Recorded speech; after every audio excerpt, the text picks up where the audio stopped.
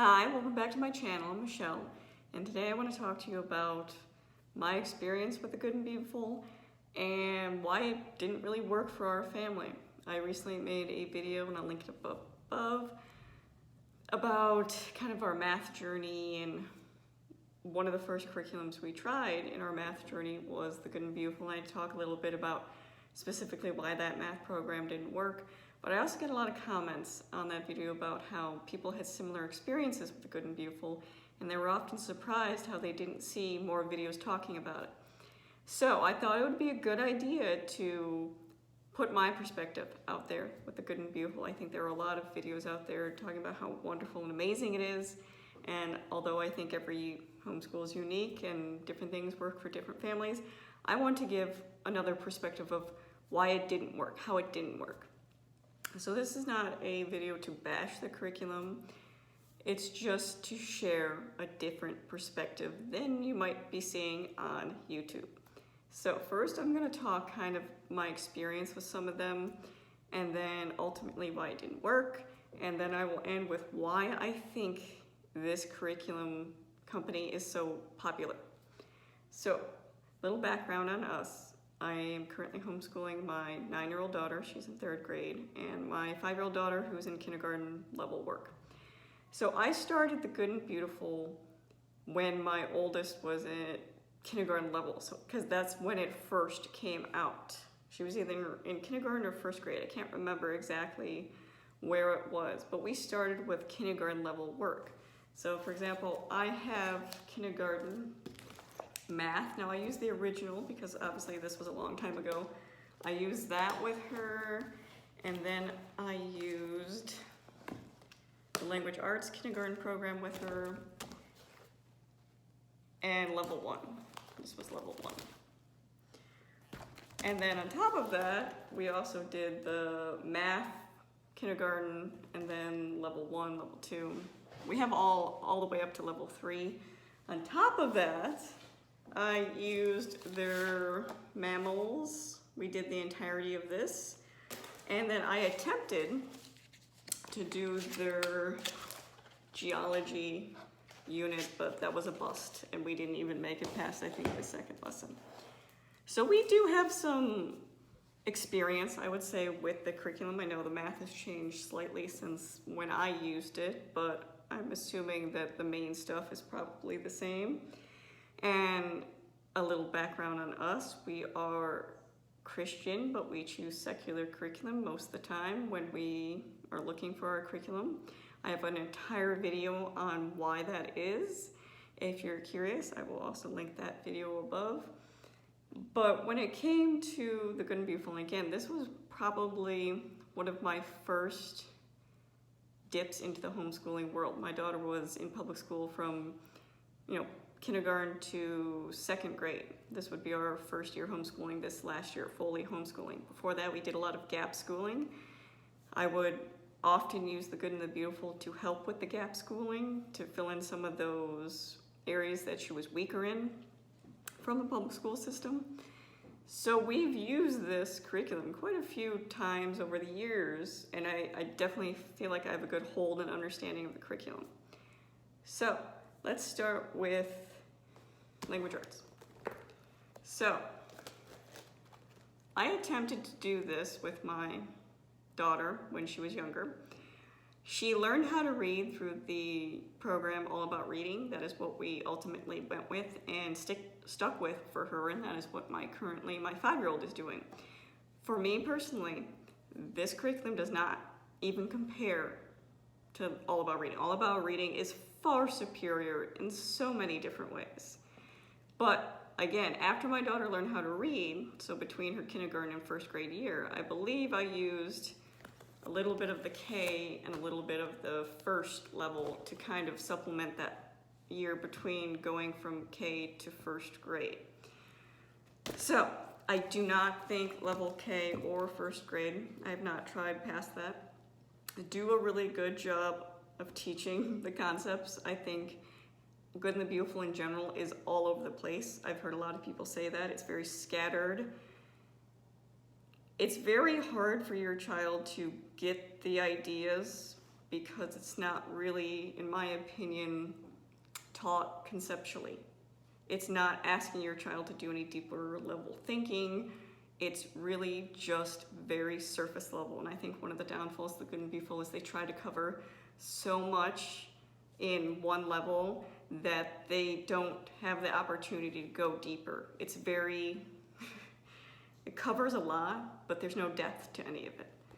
So, I mean, my daughter did most of, I want to say, level K. But again, the way things are introduced, and letters, and reading words, and not really talking about different rules right away with it, it just didn't work. Did she do it? Yeah, but did she get anything out of it? No. And I think that's the main thing that this is. I think it's extremely visually pleasing, and I think that's one of the big draws to people, is that it has, you know, these beautiful art and pictures in it, and it looks fun and engaging, and there are games and activities to do. But at the end of the day, you really have to ask yourself, are these things helping my child learn the concept? Is it really sticking with them? Because my daughter's retention with both math and reading and the science when using these programs was very little. Like, we'd get through it and she got nothing out of it. Sure, it was pretty and fun, but at the end of the day, if you're not learning anything from it, what's the point? So it was very, like, again, pretty, but no substance to it. Some of the things that really bug me about the readers. So, the readers don't really make sense. And I don't know if this is just my kids that prefer stories. I think there is research done about reading a story and how it, especially when you're a beginning reader, how being able to follow the beginning, middle, and end, the story arc and things like that help you understand stories better. These stories don't have that. It's literally just random words on a page. I mean, they're pretty pictures, but there's no actual story. It's none of it fits together.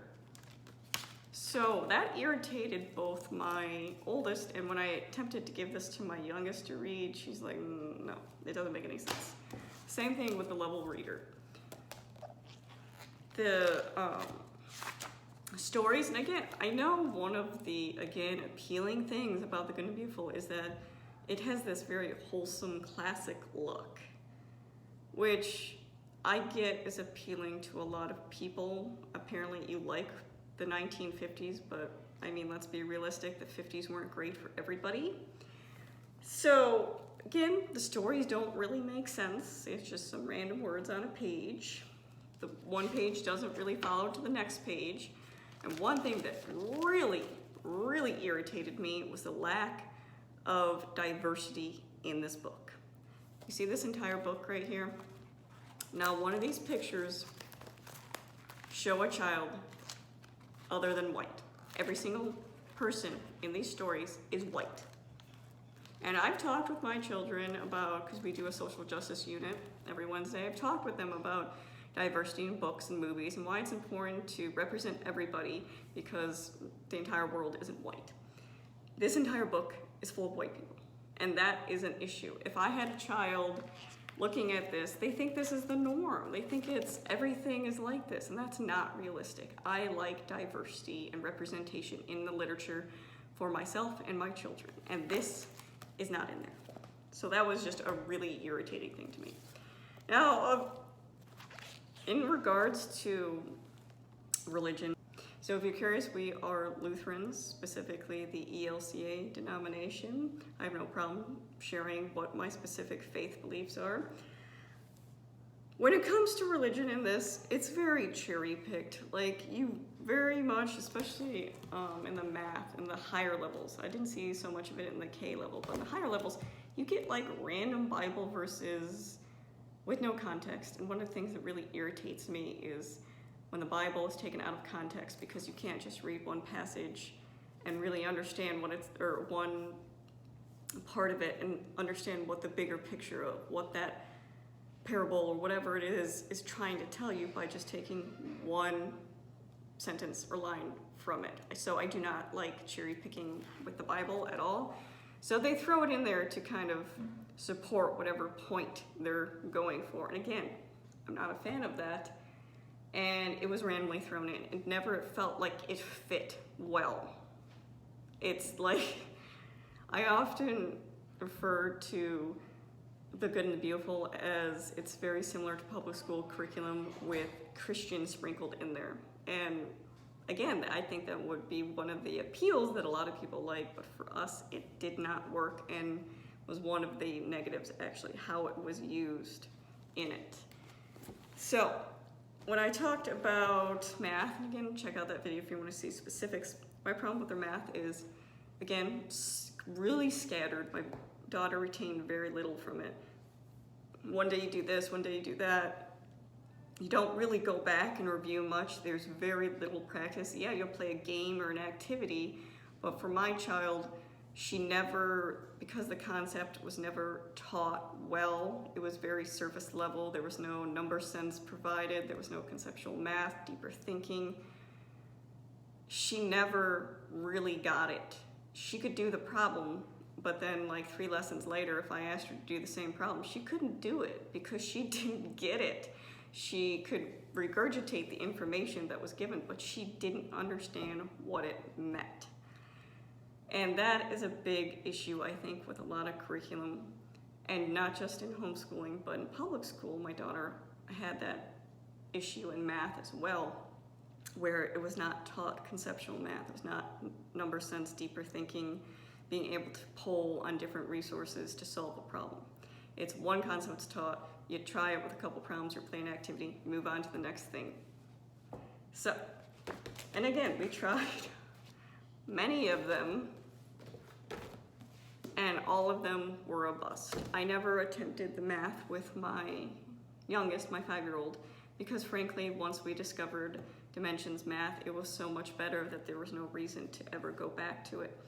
I think this program, and I've said it in that math video before, is, you know, it worked as a supplement for us when she was going to public school, but it would never work as a core curriculum subject. I could not ever just use this as her math curriculum. Same with the language arts. I could never just use that as the sole curriculum for language arts. And I know they tote on The Good and Beautiful, it's very all-in-one, open and go, but it's not, because you have to add more to it. And onto the science. Now, like I said before, we tried mammals and we tried geology. We made it through the entirety of mammals. And again, I do not understand how this is so popular, as it was so boring. And I think a lot of people talk about how public school presents boring material. This so reminded me of public school curriculum. I was K through 12 public school. My daughter was K through 2nd public school, so I'm very familiar with how public school curriculum is. This is very similar, but again, just has a little bit of that Christian viewpoint sprinkled in. Again, it's pretty, but there's so very little substance to it. You go from learning one group, and then you move on to something else that doesn't relate to the previous thing you just learned, which I'm very big on building upon what they already know. That's one of the reasons I love core knowledge so much, is they build upon what they already know. So it's really reinforcing the things they've already learned. But they didn't enjoy it. They didn't enjoy the activities. The videos were really boring and dry, especially for geology. We never made it past the 2nd lesson, and that is the only curriculum I have to say I have put down because it didn't work. So, one thing that I also did not like about this, and again, I got all the extra books too, it didn't help. The other thing I did not like about this is it says K through 8.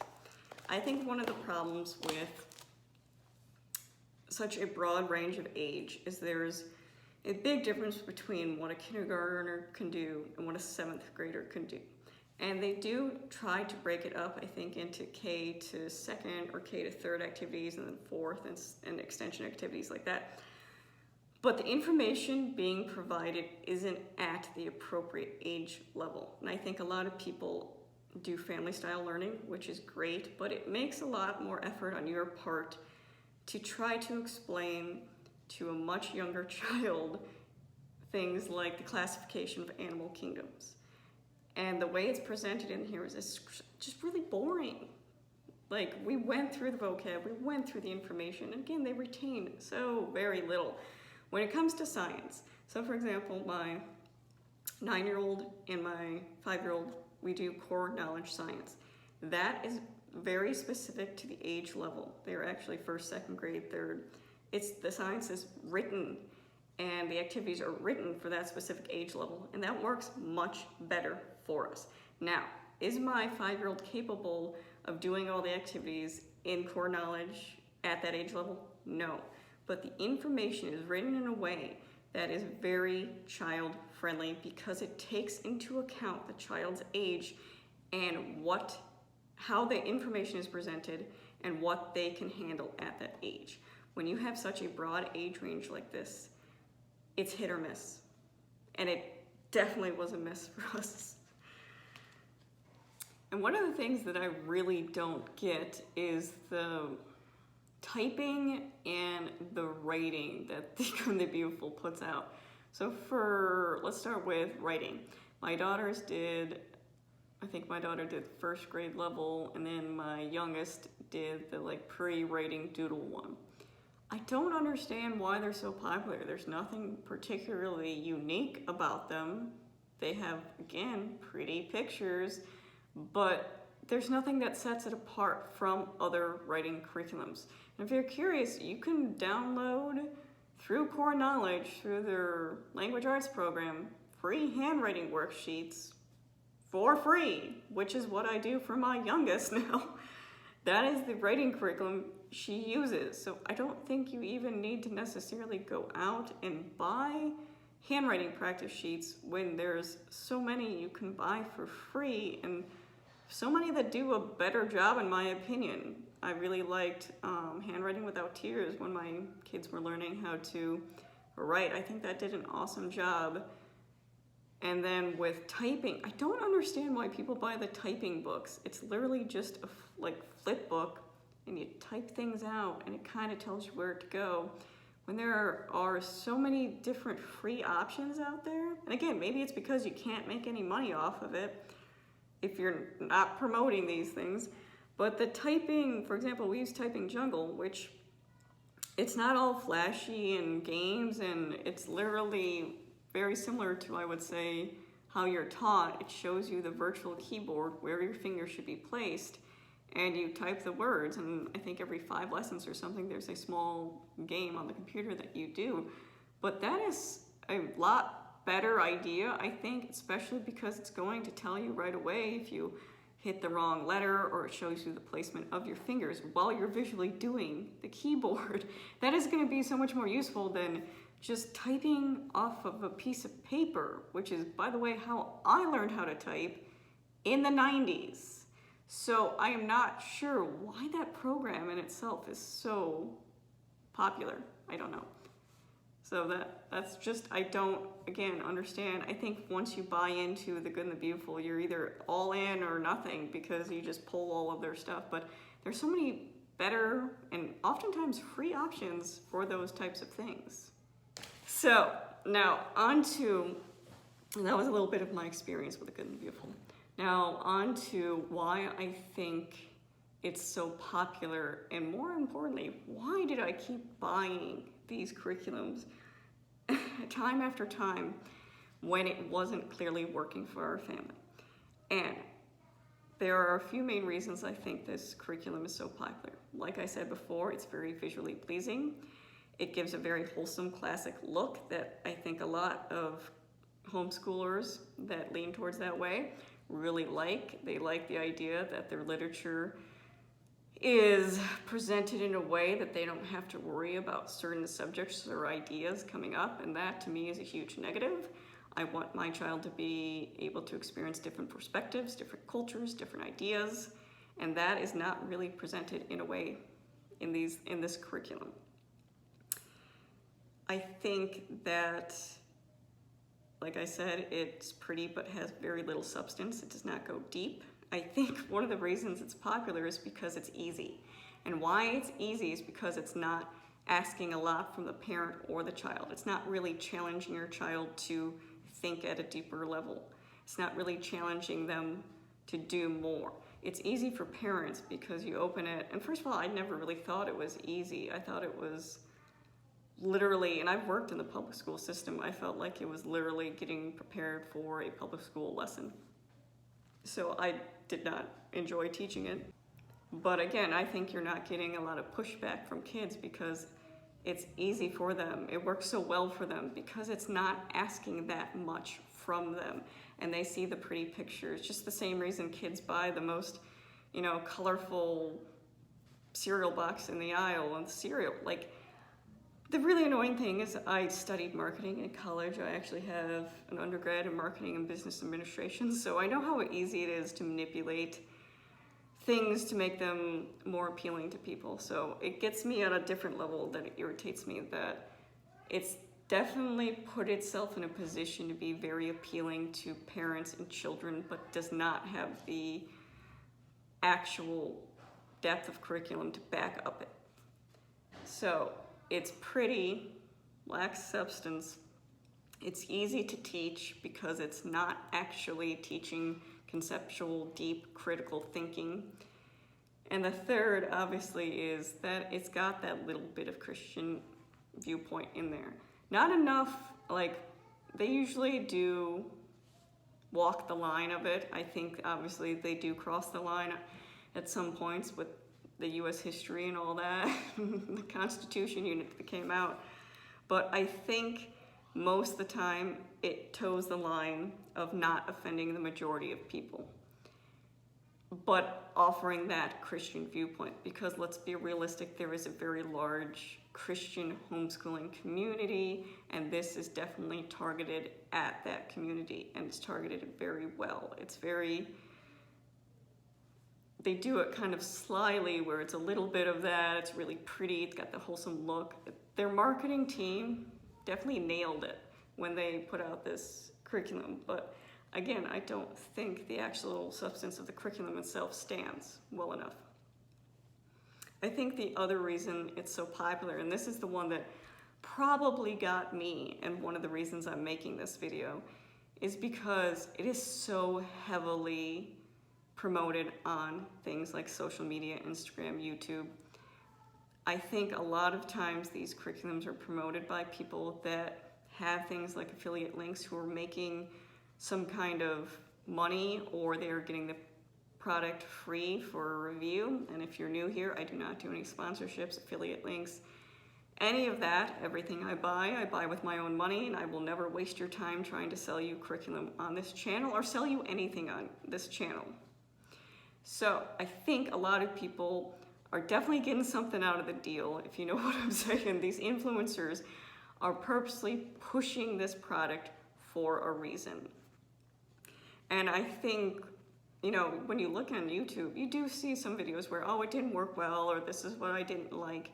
But the majority of them are how amazing this curriculum is. And I know there's more than me just standing out there thinking, am I missing something? What am I missing that this is so great? Because as you can see here, I continually bought it.